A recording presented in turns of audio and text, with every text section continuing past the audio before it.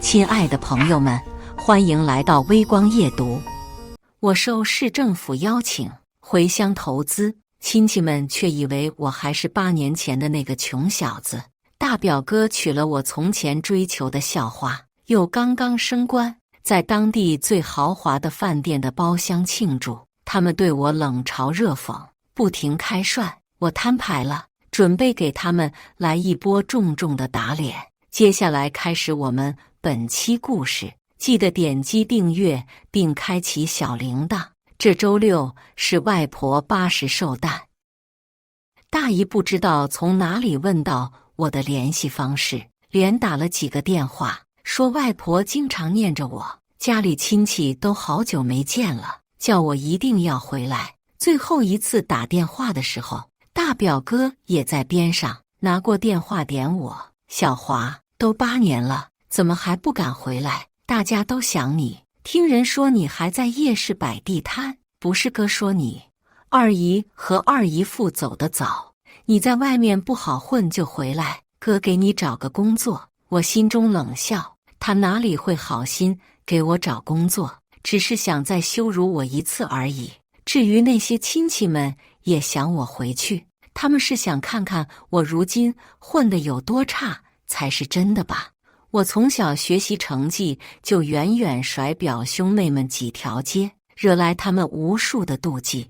要不是8年前的那件事，我也不会放弃进入名牌大学的机会，远走他乡。我没有再说什么，正好有工作需要回去一趟，就答应了下来。周六晚上，我如约来到东湖饭店的最豪华包厢龙腾居，走到门口，见大表哥穿着笔挺的西装，头发抹得油光发亮，正在包厢中高谈阔论，看起来意气风发。亲戚们围着他欢声笑语，好不热闹。大姨首先看到我，小华，小华回来了。随着他一声惊呼，热闹的包厢瞬时安静下来，所有人齐齐转头看着我，那些目光充满着鄙夷、怜悯、厌恶。虽然时过境迁，8年前他们那些丑陋的嘴脸如今又浮现在眼前。我向众人打过招呼，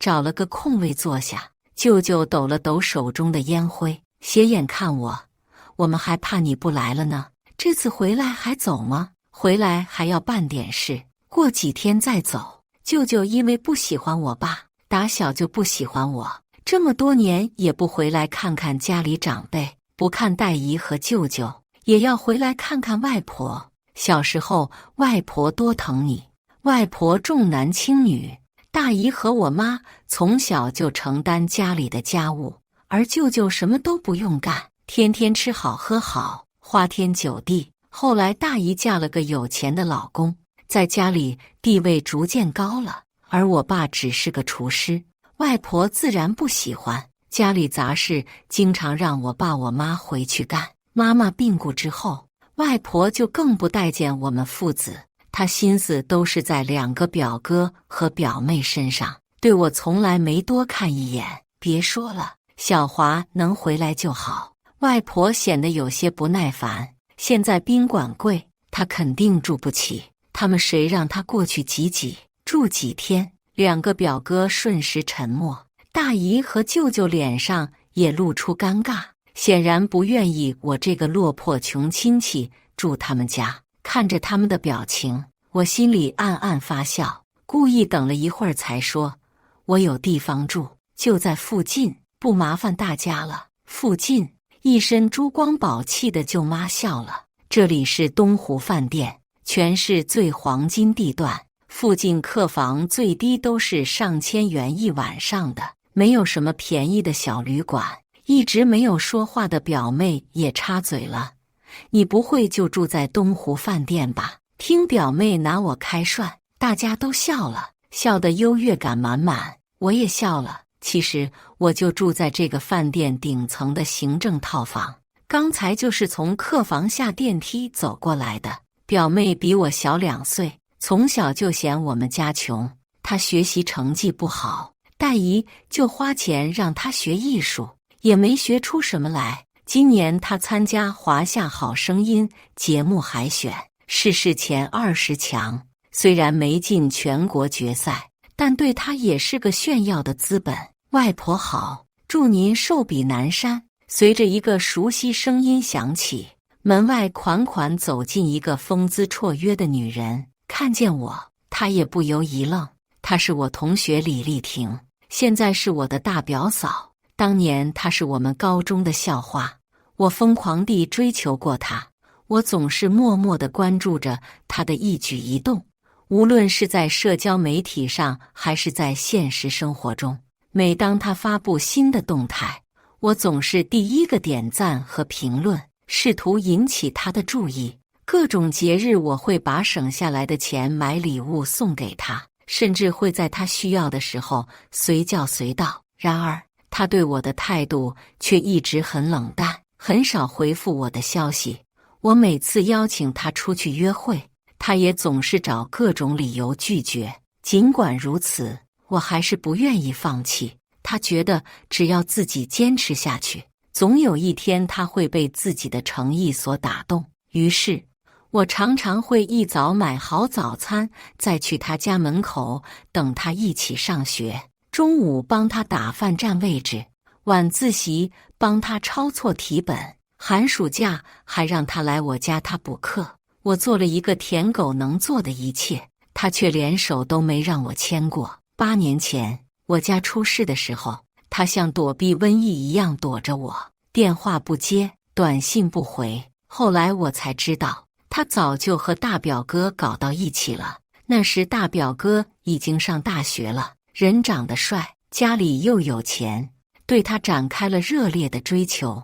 没多久就把李丽婷追到床上去了。8年前我走投无路，去大姨家借钱的时候，大表哥把真相告诉我。看着我撕心裂肺的绝望表情，他得意极了。他说等这一天很久了，就想看看我知道真相是什么样子。前2年他们结婚了，他的叔叔是本市市场监管局的处长，对大表哥仕途颇有帮助。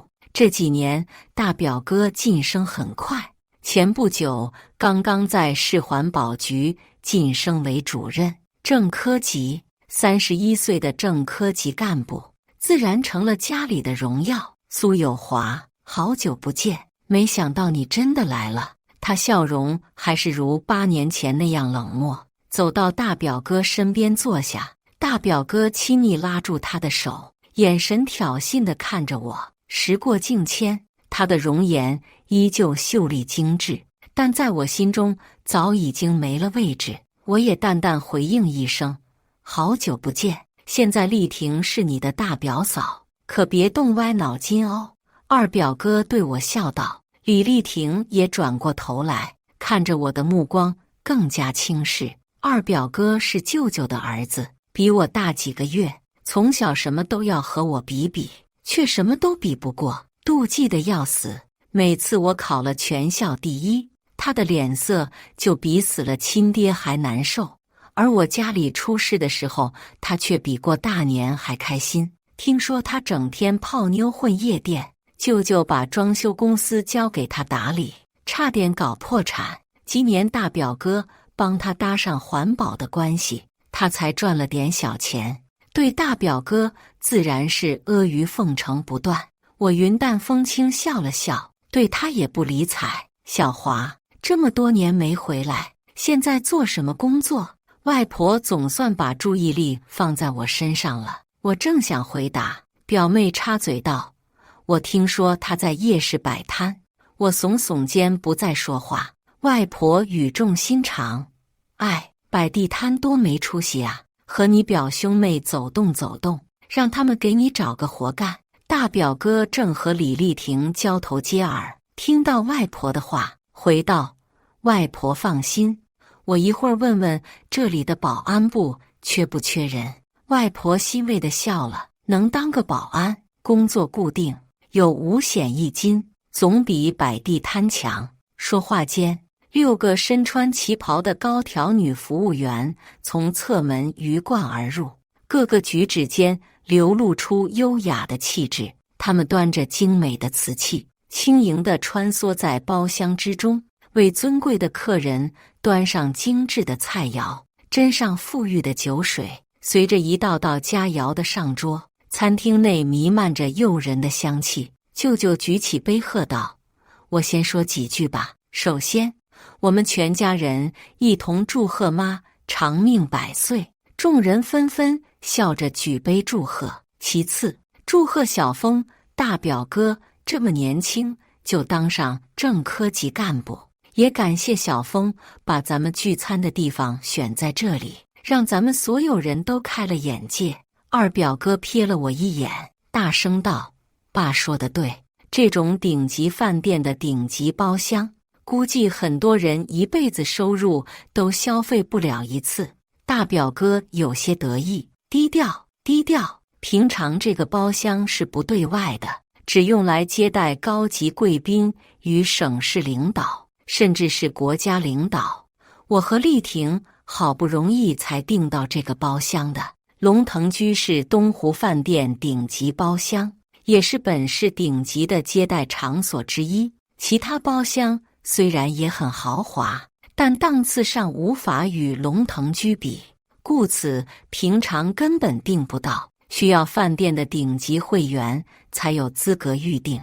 舅妈的浓妆在灯光下犹如一副假面，小峰真是有心，让你破费了。李丽婷姿态优雅举起酒杯，阿峰刚刚荣升正科级，自然也要讨个吉利。这包厢名叫龙腾居，也预示以后阿峰事业如蛟龙一般腾飞。说得太好了！宴会的气氛涨到了最高点，大家一起站起身，举起酒杯。就在这时，饭店的经理突然急匆匆进门，来到大表哥身边，和科长，这龙腾居包厢暂时停用，请各位移步外面的云海阁包厢，我们预定好的。怎么能这样？大表哥面色一沉，对不起，有位尊贵的客人要使用龙腾居。李丽婷发火了：“我们先预定的，而且现在菜都上了，凭什么要让给别人？”经理依旧保持着职业笑容：“对不起，要用这个包厢是为钻石会员，我们东湖饭店钻石会员有使用包厢的优先权。”大表哥与李丽婷互相对视一眼，一时语塞。东湖饭店会员卡有白银、黄金、黑金、钻石不等，其中钻石会员卡需要充值100万，全市也没几张。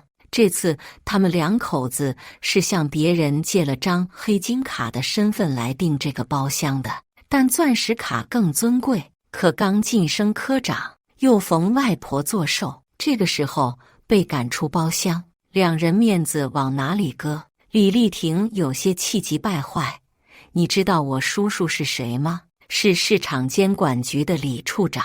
你可知道这么做的后果？市场监管局是饭店的直管，随便找一个理由就能让某个饭店停业整改。有个处长叔叔拿出来狐假虎威，他曾经屡试不爽。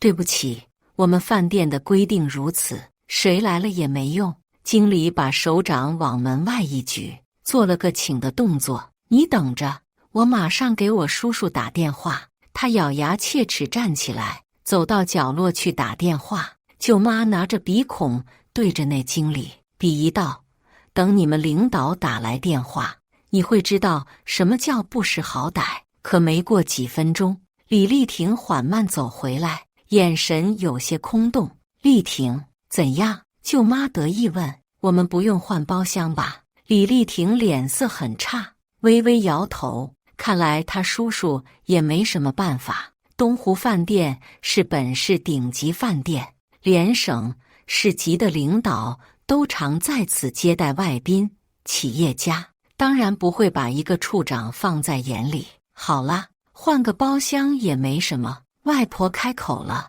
在哪个包厢不是过个生日？早就和你们说不用办得太隆重。”众人悻然，纷纷起身。我这时候开口，不用换包厢，大家稍等，我来搞定。噗！二表哥一下没忍住，把口中的饮料喷了出来，噗嗤一声，舅妈也笑出声来。哐当！舅舅烟头烫了手，一不小心把烟灰缸打翻了。我走到角落，拨通了赵市长的电话。接电话的是市长的秘书刘波。苏总好，市长正在和康书记开会，手机在我这儿，您稍等一下，我去请市长接。那就不麻烦赵市长了，找你帮个忙就好。我把事情和刘秘书大致说了一下，他在电话那头笑了。这点小事就不用请示市长，稍等几分钟，我就给您办好。我关了电话，回到位置上。大姨对我瞪着眼：“小花，你别闹行不？”我没闹，大家等几分钟就好。我找人去协调了。这个包厢我们继续用。李丽婷也蹙着眉，大表哥冷着脸，表妹与二表哥露出鄙夷神色。你能找什么人？大姨含嗔带怨，别不分场合，浪费大家时间。把你大表哥惹生气了，就不给你找工作了。别和他啰嗦了，走吧。大表哥挽起李丽婷的手，站起来，众人纷纷起身向门外走去。外婆数落说我从小就好面子，大了还是改不了，这样不行。二表哥说我就是不分场合爱装逼，想让别人觉得自己很牛逼，但最后的下场就是当傻逼。我依然坐在位置上，看着他们往外走。刚走到门口，饭店经理的电话响了。他接起电话听了几句，忽然脸色一变，他看了我一眼，又看了看大表哥夫妻，然后对着我们鞠了一躬：“不好意思，龙腾居包厢各位可以继续使用，不用换了。刚才有打扰之处，请大家多多包涵，祝各位用餐愉快。”二表哥脸色僵得像猪肝似的，舅舅的烟头把手给烫了，疼得直甩手。舅妈脸上的玻尿酸连抖了好几下，十几双眼睛齐刷刷看了看我，又看了看大表哥和李丽婷。大表哥想了想道，冲着李丽婷道：“一定是叔叔帮忙搞定了。”李丽婷也恍然，拍着心口不停点头，一定是这样。大家释然，纷纷夸起大表哥夫妻有个好叔叔。舅舅再次举杯，小峰和丽婷有这么强的叔叔做后盾，肯定前途无量。来，咱们再干一杯。包厢的气氛重新活跃起来，丝毫没有被方才的小插曲影响。这时候，经理又匆匆走进门，问道：“有哪位贵宾是开轿跑车来的吗？”我二表哥吼了一声，手举得很高：“小林，二表哥，什么时候换新车了？”外婆问。二表哥掏出钥匙，使劲晃了晃，刚提的车，英菲尼迪跑车，全车50万出头，也不是太贵。这还不贵啊？外婆看起来笑容满满。大表哥才是人生赢家，有钱，有地位，有个漂亮媳妇。经理皱皱眉，打断了二表哥的喋喋不休：“不是英菲尼迪，是超级轿跑迈凯伦。”二表哥仿佛被人按了暂停键，人都僵住了。迈凯伦，那可是顶级轿跑车。表妹张大了嘴：“那要几百万。”众人你看看我，我看看你。大表哥皱皱眉道：“不是我们的，你去别的包厢问。”我冲着经理举手：“是我的。”我的声音不太大，但包厢中的喧嚣的声音又一次安静下来。二表哥呆呆看着我，忽然噗一声笑起来：“就你知道迈凯伦长什么样吗？”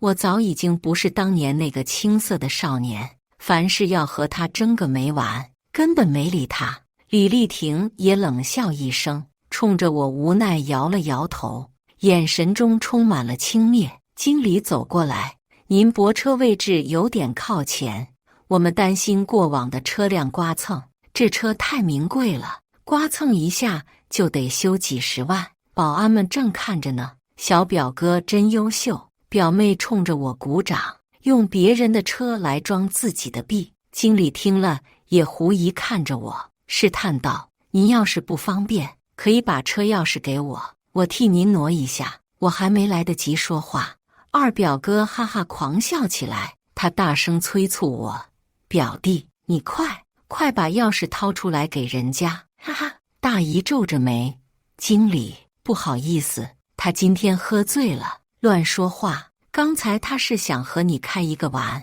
他那个笑字还没说完，忽然像被人捂住嘴似的，声音戛然而止。我掏出了车钥匙，黑色银边，迈凯伦的标志正在当中，显得低调奢华。我递给经理：“麻烦你帮我挪一下吧。”众人的嘲笑面容也都僵住，张大了嘴，一句话也说不出来。不可能，绝对不可能！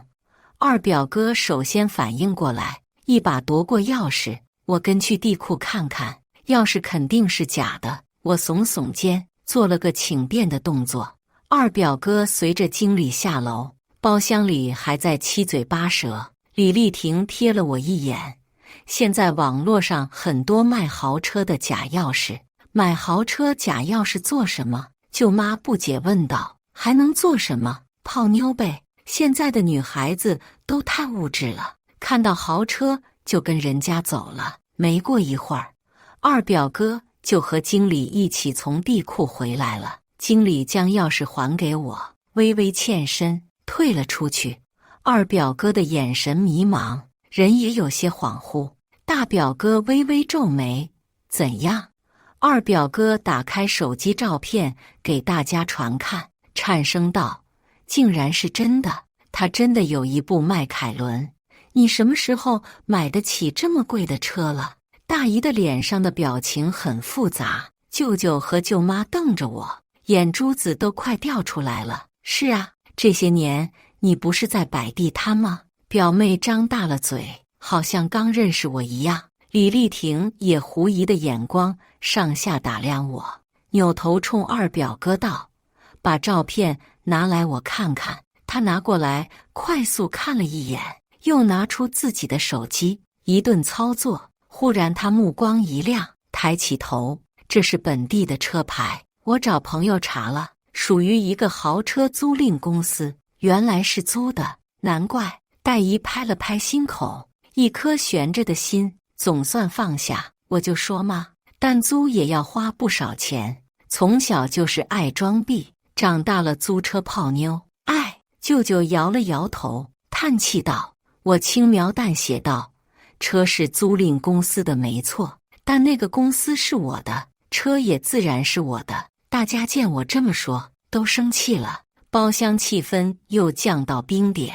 大姨正色道：“小华呀，做人要本本分分，不要做这些虚头巴脑的事情。”大表哥露出鄙夷的表情：“小华，我知道你想在我们面前显摆，但人要脚踏实地。”舅舅瞪着我：“你家什么情况？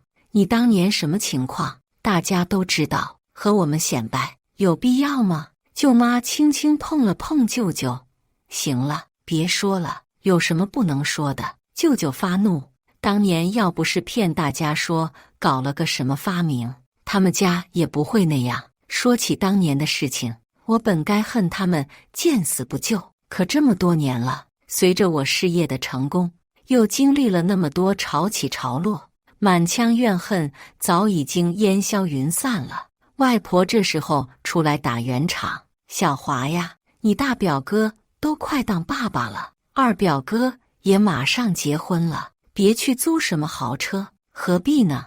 你攒点钱找个女朋友，早点结婚。”我有女朋友了。我对外婆礼貌地笑道。外婆一怔：“女朋友做什么的？有空带回来给大家看看。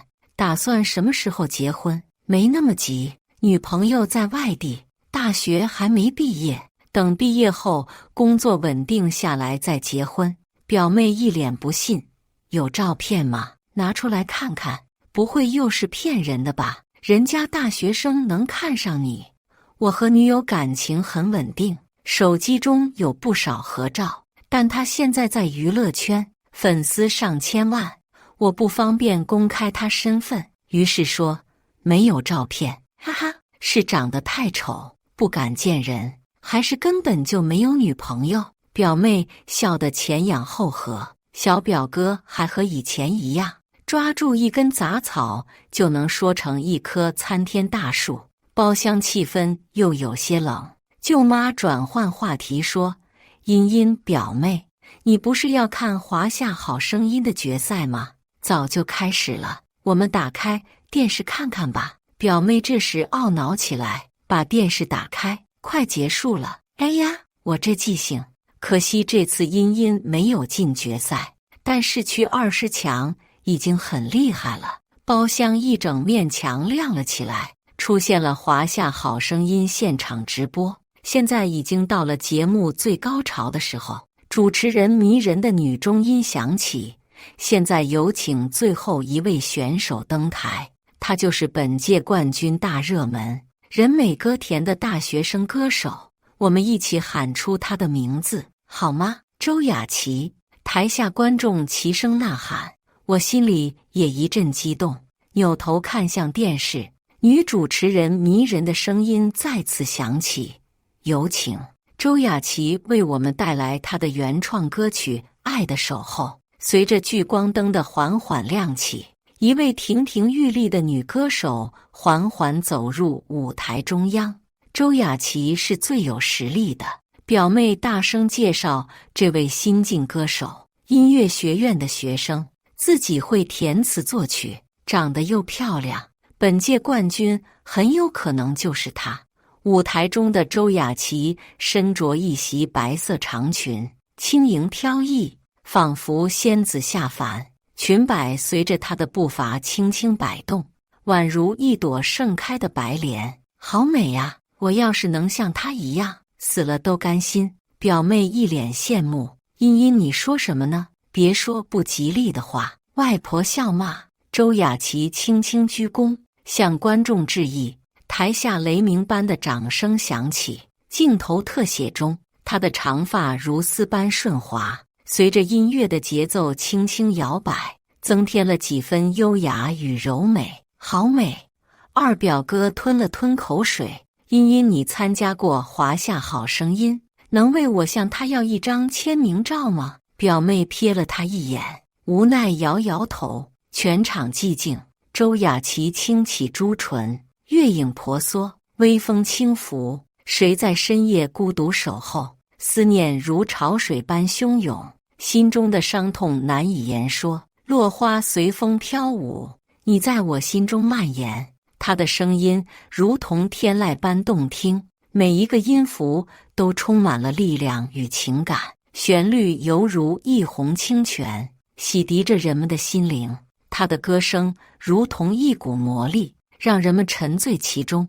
他的每一个动作，每一个眼神都充满了艺术的气息，让人不禁为之倾倒。直至演唱完毕，评委席一同举牌，屏幕下方出现统计分数，那是全场最高分。我暗暗握紧了拳头，按下了心中的起伏不定，只是眼睛微微湿润了。周雅琪就是我的女朋友，这2年她为了歌唱事业付出了很多很多，而我就在她身后默默支持鼓励。本来我今天要陪她一同去现场，但她经纪人担心狗仔队，建议我别去。今晚我一直在刷新闻，关注比赛状况。此刻他终于登上了舞台巅峰，冠军，冠军！观众们爆发出热烈的掌声和欢呼声，舞台上的乐队老师们也全体起立鼓掌。周雅琪激动地看向观众致谢，向乐队老师致谢，全场再次掌声雷动。按程序，这时候他本该优雅地走下舞台，他却忽然开口道：“主持人，我有几句话要说。”突发情况，刚刚走上台的女主持人也有些措手不及。雅琪，你想说什么？是想对电视机前的某个人说一段心里话吗？是的，周雅琪对着镜头说道：“我想对我男朋友说一段话。男朋友，女主持人惊诧不已，观众的声音顿时嘈杂起来，高呼声、口哨声、掌声此起彼伏，将女主持人的声音盖了下去。正常情况下，这种新晋女歌手的人设都是走清纯路线，或者说是宅男女神路线。这类歌手是不能公开自己有男友的，否则肯定会掉粉。这周雅琪今天是怎么了？这消息明天一定会上热搜了。二表哥奈奈道，表妹惊呼，这是要公开恋情了，不知道哪个幸运儿能得到他的垂青。电视里，周雅琪对着镜头深情款款，今天我站在这个舞台上，心中涌动着对你的深深爱意，每一句歌词，每一个音符，都是我对你的情感诉说。你是我的灵感源泉，是我的力量支柱。全场从喧闹无比变得寂静无声，无数双眼睛盯着舞台上那姿容秀丽的女孩，她双眸晶莹剔透，那是真情的泪光在闪动。感谢你，在我追逐梦想的路上，一直陪伴在我身边，给予我支持和鼓励。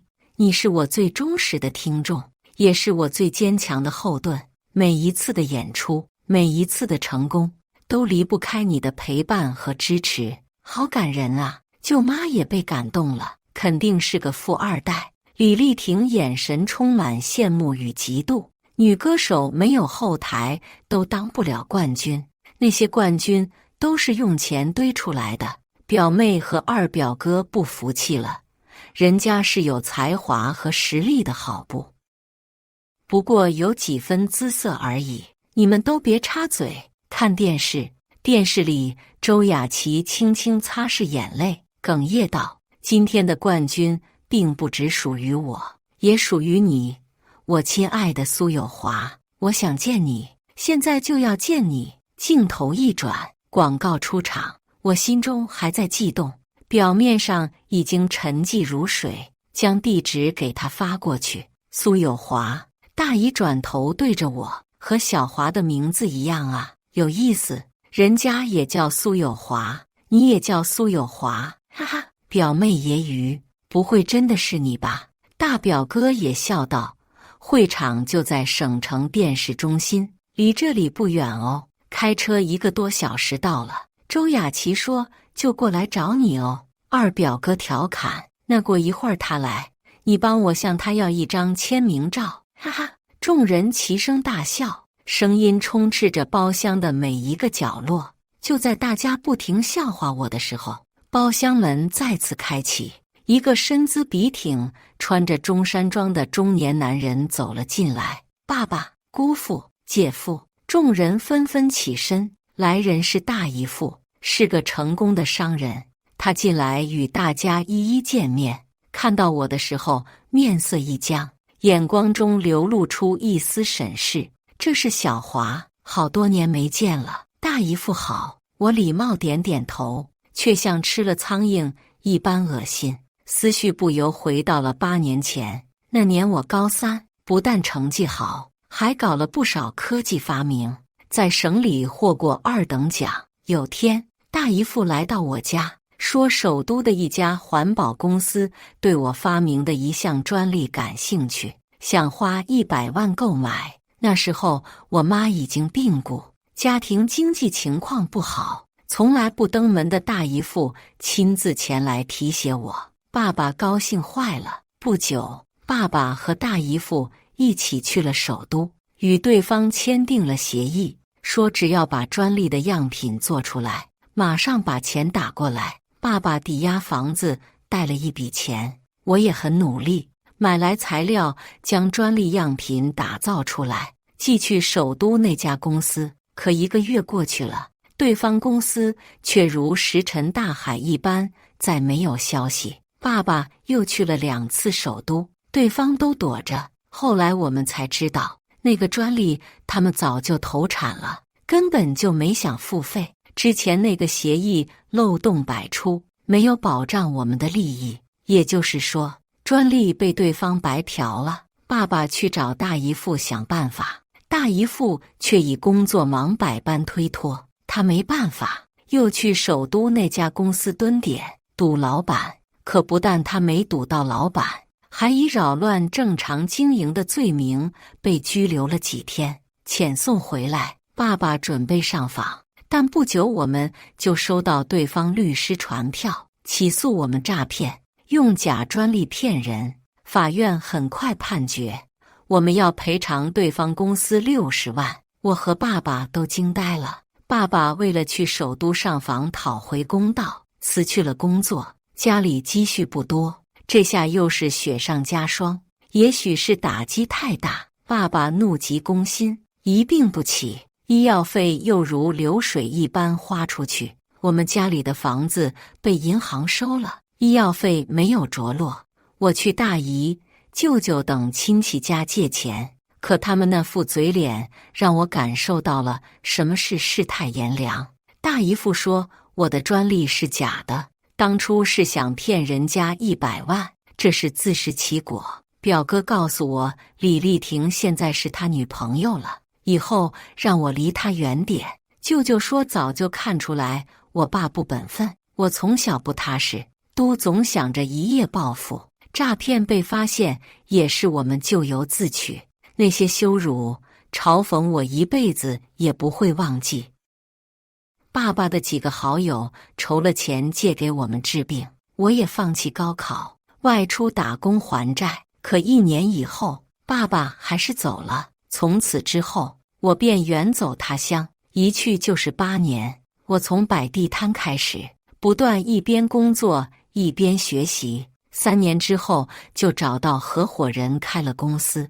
这些年虽然如履薄冰，但产业也不断扩大。后来又投资几家创业公司，财富急速膨胀。去年我找私人侦探调查首都那家骗我专利的公司，挖出了他们很多黑料，并成功将公司老板送入大牢，也算为爸爸报了仇。此刻舅舅引着大姨父落座，姐夫怎么现在才来？要罚酒3杯。大姨父也哈哈一笑。赵市长引进了一个投资公司，要在我们开发区办一个大项目。今天招商局召集我们这些建筑公司开会，学习市委领导精神，做好迎接新项目的准备。开发区大项目，大表哥也凑过来，听说那个投资方是巨石公司，10几个亿的项目，不是10几个亿，是几十个亿、上百亿。大姨父兴奋地说，巨石公司主投，还有几个基金跟投，这是开发区有史以来最大的项目。众人纷纷啧舌，眼光中充满了艳羡。舅舅陪笑道，姐夫到时候有业务做不完，分润一些给你亲外甥。二表哥也忙起身敬酒，大姨父多提携提携我，大项目您吃肉，我有口汤喝就好，我敬您一杯。好说，毕竟一家人，但争这项目的公司很多，竞争激烈，我也不一定抢得到。要是有巨石集团的人脉把握就大了。巨石集团的人脉，众人互相看了看，纷纷摇头。包厢门再次开启，门外走来一个穿着汉服的老人，头发花白，却精神饱满。饭店经理跟在身侧，上前介绍，这是我们饭店的徐明董事长。众人一惊，纷纷起身。徐明是东湖饭店的创始人，从白手起家做到亿方富豪，充满了传奇故事。大姨父起身避席，上前打招呼，徐董事长，还记得我吗？我是市开发区天路建筑公司的何斌。徐明看了他一眼，摇了摇头，不好意思，有些面熟，记不起来了，哈哈。大姨父陪笑，贵人多忘事，您怎么来了？徐明道，听说我们龙腾居来了位尊贵的客人，我过来敬一杯酒。大表哥，一定是冲着你来的。表妹兴奋嘀咕。表哥微微一笑，转头看向李丽婷，应该丽婷的叔叔打了电话，人家董事长过来认识一下。小峰，你好大的面子啊，连徐董都来了。舅舅轻轻拍了拍大表哥的肩膀，大表哥将手中的酒斟满，绕过酒桌向徐明走去。徐明这时举杯四顾，请问哪位是苏有华先生？大表哥脚下踉跄，差点跌倒，酒洒了一地，还好二表哥扶住了他。苏有华？哪个苏有华？大姨的满面笑容也忽然僵住，大姨父露出狐疑的神情，看了看徐明，又看了看我。有好几个吗？徐明见大家表情各异，也有些纳闷。我要敬巨石集团的总裁苏有华先生一杯酒。李丽婷花容失色，一脸的不信，外婆也不信，扭头问我：小华，你怎么是巨石集团总裁？又是同名同姓吧？表妹脸色很严肃，一个摆摊的，怎么会是巨石集团老总？我不动如山，心想，要不是你们当初见死不救，我也没有今天的成就。徐明有些诧异，巨石集团是开发区最重要的招商引资项目，苏先生这次来投资，康书记和赵市长都很重视啊。舅妈脸上的玻尿酸连续抖动了几下，这是怎么回事？是不是搞错了？巨石集团老总怎么会在我们的包厢？方才赵市长的秘书给我打电话，说苏先生在龙腾居吃饭，吩咐我一定要把苏先生的家宴安排好，所以我拒绝了一位专食会员的预定，将龙腾居留给了苏先生。竟然是真的！